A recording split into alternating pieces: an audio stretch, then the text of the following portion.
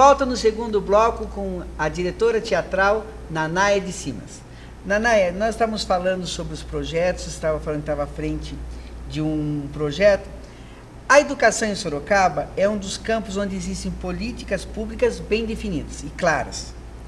Um secretário, o prefeito, ele pode até mudar a ordem em algumas questões, mas acredito que os projetos não vão acabar, eles vão ser modificados, mas vão ter continuidade.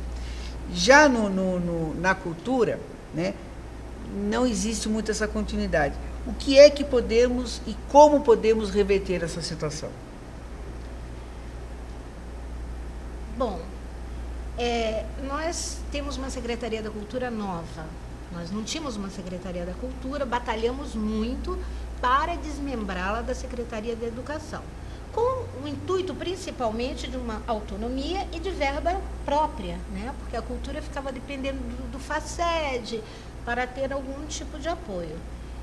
Mas ela não pode se desvincular da educação. Nós temos que ter um diálogo, né? Não só com a Secretaria da Educação, mas com outras secretarias, para a gente construir alguma coisa bem mais positiva. Essa troca é fundamental e esse conhecimento da cidade é fundamental, e o secretário da Cultura sentar junto com a gente, trocar ideias, porque é uma diversidade muito grande. Nós temos agora os coletivos que eles estão, de alguma forma, tendo uma autonomia, não dependendo do poder público, estão fazendo muita arte na cidade, em todos os sentidos, no bom sentido, no sentido artístico, no sentido de construir a cultura da cidade, com uma filosofia muito bacana, proporcionando oficinas, palestras, trocas independentes, né? Agora, com a evolução deles, eles estão buscando, sim, recursos, né? Não só na Lei de Incentivo de Sorocaba, como em outros editais, mas eles já estão com a sua personalidade definida. Mas, agora, em relação aos projetos que você está falando, primeiro tem que ter esses projetos, tá? Então, é fundamental que haja projetos efetivos na secretaria. Não só, como eu te digo, uma política de eventos, mas projetos. Para fazer isso, você tem que fazer um levantamento. Para quem que você vai direcionar esses projetos? Quais são as necessidades da cidade? Então, o censo é fundamental. Tem que haver realmente um pensar, um carinho em relação à cultura, porque a cultura implica o quê? Nos próprios, por exemplo, nós tivemos a questão do roubo. Qualquer um está sujeito a ser roubado, digamos assim. Mas o fato de não estar catalogado, né, o fato de a gente não saber, eu não vejo nunca, não ouvi mais falar disso, quer dizer, quem foi o mentor desse roubo? Porque são objetos de arte, eles têm um valor no mercado. Para onde eles foram? Quem que está por trás disso? Quer dizer, como está isso na polícia, né? A Câmara que estava tomando a frente disso, que posição ela tem para dar para a cidade em relação a essas coisas, né? Para que você possa, de fato, fazer projetos. Agora, esses projetos, eu acho que, em primeiro lugar, tem que fazer esse levantamento e depois conversar com os grupos, conversar com o pessoal de música, de artes plásticas, da dança, fotografia, cinema, patrimônio histórico, enfim, literatura, para a gente poder fazer esses projetos, né, para se construir, para ter dentro de um panorama geral, não falando de Sorocaba, mas num todo, nós encontramos dentro, né, dos cargos de secretário de Cultura vários acordos políticos ou partidários, né, que aí acaba sendo o secretário de Cultura porque gosta da festa do Peão de Boiadeiro, ou que gosta do Carnaval, ou que gosta de Cururu. Nada contra, mas por que é que esses cargos, como você vê, por que esses cargos não são ocupados por gestores culturais, por artistas?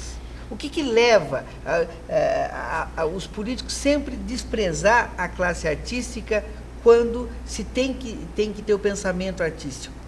Bom, em primeiro lugar, esses cargos, né, essas secretarias tipo esporte, cultura, elas servem de moeda de troca. Na hora que você tem uma campanha política, você faz coligações e tem que oferecer alguma coisa em troca para os partidos. Então, vamos pegar as secretarias menorzinhas, né? As menos importantes. Que não tem representação. Entendeu? E vamos distribuir. E o principal pensamento neles é que não é um artista, e sim um administrador que tem que estar à frente, no caso específico da Secretaria da Cultura. Tá? Então, ao invés de pegar, digamos, um artista e dar um suporte administrativo para ele, eles preferem o contrário, pegar um administrador e dar um suporte artístico. Tá? Então, o pensamento é esse. Por quê? Porque vai lidar com verbas, né? E é uma questão que sempre é prioridade. Até quando você manda um projeto, a primeira coisa, eles passam tudo e vão logo ver o orçamento. Né? Então, tem que bater sempre os números e estar de acordo, né, com, digamos, orçamentariamente falando, com a proposta, né, com a dotação que vai ter aquela secretaria ou aquele edital. E você acredita que, de uma maneira geral, a desunião da classe artística, não em Sorocaba, mas em geral, a gente sabe que a classe ela é meio complicada, favorece que esses cargos acabem indo para a mão de administrador, ou isso não procede? Eu acho que isso não procede, não. Talvez o fato de nós não termos um artista, digamos, mais ligado à política partidária mesmo, leve a isso, porque são cargos políticos. Então, claro que um administrador, ele poderia convidar um artista assim, nós temos pessoas aqui em Sorocaba capazes para administrar a secretaria. Mas acho que nem se pensa nisso, entendeu? E o que você colocou de, por exemplo, o secretário gostar mais de cururu, ou gostar mais de escola de samba, ou daquilo, e priorizar essas áreas, isso também pode acontecer com o artista. Né? Eu acho gostar mais da dança ou gostar mais do teatro e priorizar. Priorizar. Mas será que não vai ter a sensibilidade de pensar mais? Sim. Não vai ter esse olhar mais, não determinante, mas vai ter um olhar mais, talvez, plausível para essas questões? Sim, eu acredito que haja mais sensibilidade e conhecimento para poder administrar culturalmente falando. Quando nós falamos de conhecimento, como que está? Né? É lógico que não mensurando se passou por uma universidade ou não, mas como que está o desempenho artístico da nossa região? Ele está em alta, ele está em baixa, as pessoas estão sabendo produzir ou não estão sabendo o que estão produzindo? Não, está em alta. Nesse aspecto, sim. Nós temos grupos, músicos, artistas plásticos se unindo, né, formando os coletivos ou os grupos, e indo em busca de condições de trabalho, de público, de fomentos.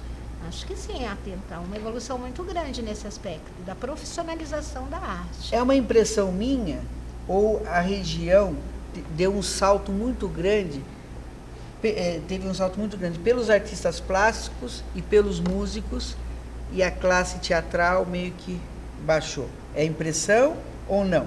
Porque eu tenho visto muita gente de música despontando, não só em Sorocaba, mas levando seus trabalhos para fora, como também artistas plásticos. E aí dá-se a impressão que o teatro meio que... Não, o teatro é um trabalho de grupo, basicamente. Então já começa aí o grande problema. Quer dizer, esse grupo dá certo enquanto grupo, né? Não sei se está piando. Né? Toda vez que você tem, né, mais de 2 pessoas juntas, já complica um pouquinho. E as características, o teatro é uma coisa trabalhosa, leva meses para ficar pronto, muitas vezes é caro, e você depende do espaço. Né? Claro, tem teatro de rua, você pode fazer em qualquer lugar. Mas dependendo das características do seu espetáculo, você precisa de uma iluminação, você precisa de uma infraestrutura. Acho que é mais difícil. E o artista quer um lugar, né? Ele quer um lugar. Sim, às vezes ele quer, às vezes não. Tem uns que dependendo da característica do trabalho, a praça está ótima, tá? Mas é um lugar. Mas é um lugar. É um lugar. Né? Tem que ter o mínimo de condições ali para ele poder apresentar. Então, eu acredito que seja mais difícil, o teatro mais artesanal, para você ter uma expansão maior dele, né?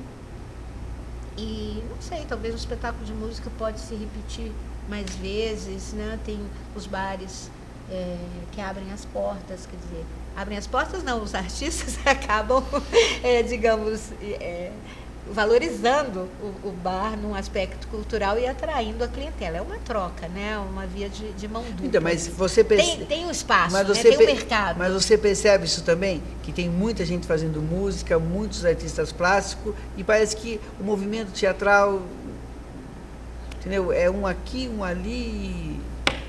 Talvez por causa disso, cada grupo de teatro pode reunir 10, 12 pessoas, né? Então já tem um número grande em cada grupo.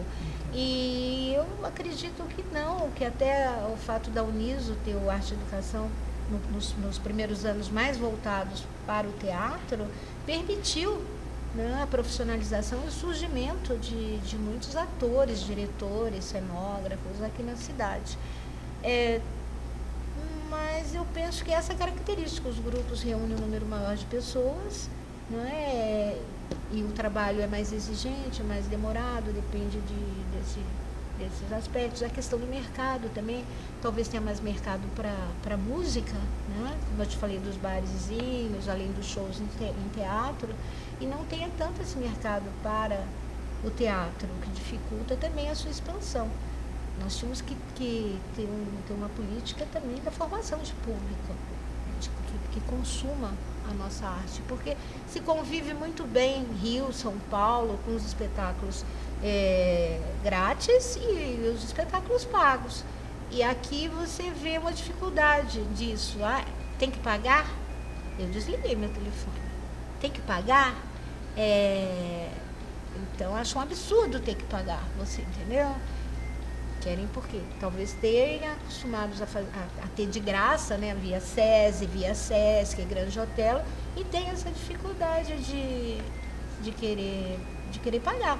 E a falta de valorização da arte local, né? Estamos terminando o segundo bloco com Nanaide Simas e já voltamos.